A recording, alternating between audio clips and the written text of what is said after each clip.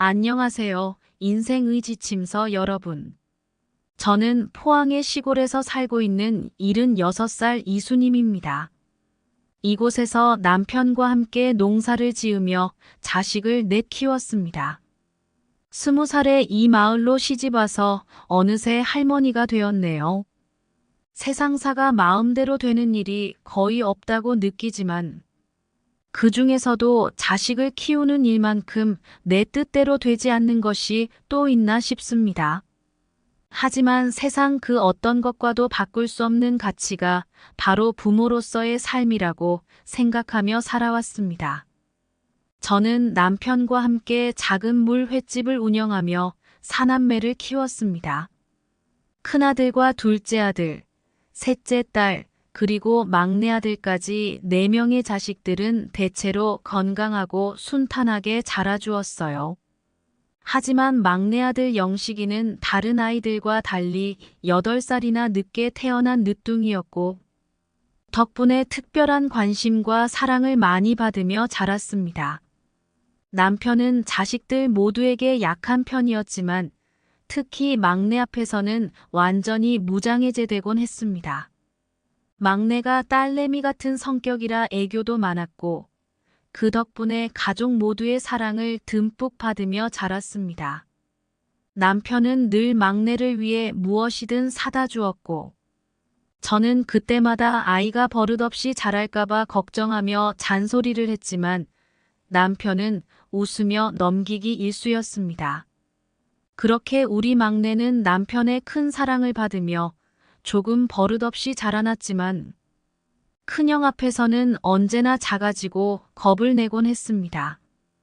다른 아이들도 모두 무사히 자라주었고 남편과 저는 농사와 식당 일로 돈을 모아 결국 읍내에 작은 식당을 차릴 수 있었습니다.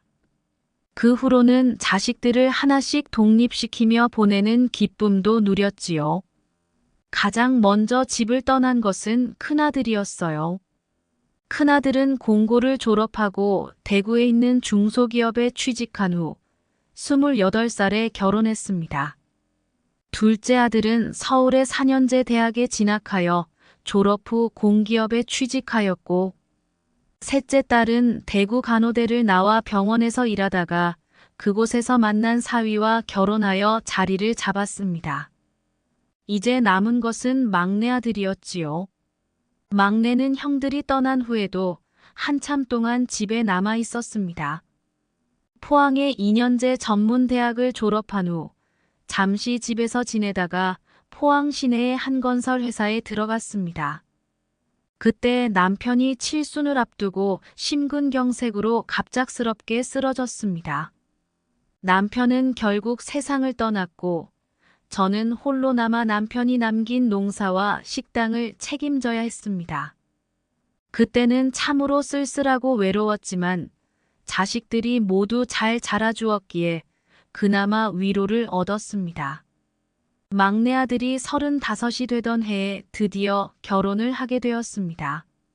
남편이 세상을 떠난 지 6년이 지나서였어요. 막내는 미용실에서 일하던 며느리를 만나 결혼하였고 며느리의 부모님께서 저를 만나 이렇게 말씀하셨습니다. 사부인, 정말 자식들을 훌륭하게 키우셨네요. 우리 딸은 외동이라 오냐오냐 키웠습니다만 어디 가서 예의 없는 행동은 하지 않을 겁니다. 부족한 점이 있으면 많이 가르쳐 주시길 부탁드립니다. 그분들은 참 조용하고 예의 바른 분들이었고 며느리 또한 밝고 당차게 보였습니다.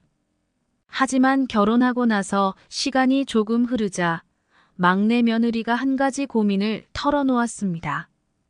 매달 한 번씩 집에 오는 것이 너무 부담스럽다는 이야기였지요.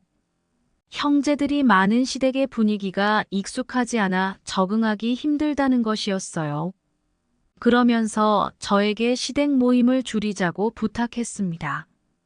처음에는 당혹스러웠지만 막내 며느리의 말이 틀린 것도 아니었기에 자식들에게 한 달에 한 번씩 모이지 말자고 이야기했습니다. 그 말에 다른 자식들은 오히려 서운해하며 반발했어요. 큰아들은 어머니 혼자 계시는 게 걱정돼서 자주 찾아뵙는 건데 이게 무슨 말씀이세요? 라며 아쉬워했습니다. 결국 저는 그들에게 마음대로 오라고 했습니다. 그렇게 자식들은 한동안 계속 저를 찾아주었고 저도 그들이 와주는 것이 참 고맙고 행복했습니다. 하지만 그때부터 막내 아들과 며느리는 점점 집을 찾는 횟수가 줄어들었고 어느 날 막내 아들과 며느리가 집을 먼저 찾아와 깜짝 놀라게 했습니다. 그날 명절 전날에 막내 며느리가 처음으로 집에 와서 팔짱을 끼며 다가와 말했지요. 어머님, 이제부터 저희도 명절 전날부터 와서 더 시간을 보내고 싶어요. 그 말에 저는 약간 놀랐지만 반가운 마음에 저도 모르게 활짝 웃었습니다.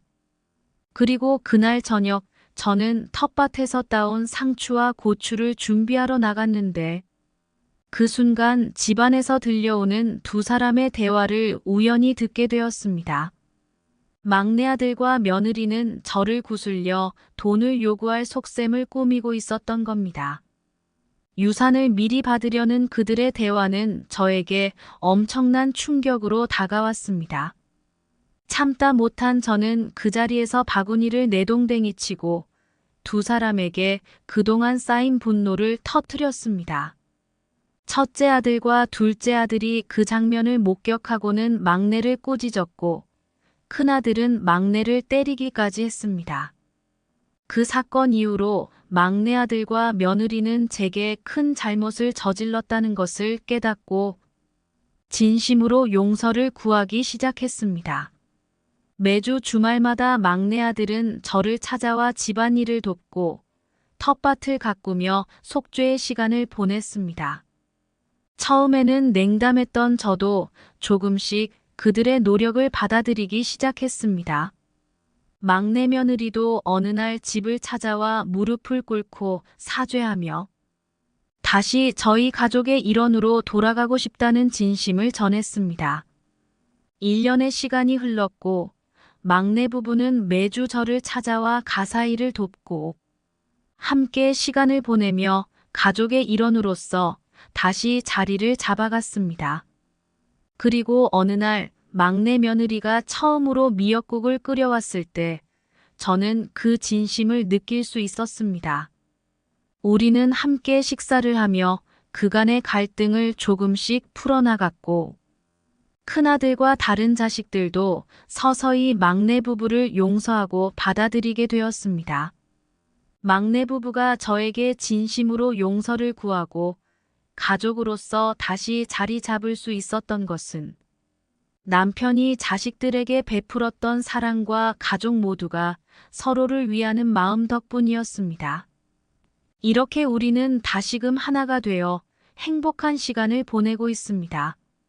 저의 긴 이야기를 끝까지 들어주셔서 감사합니다.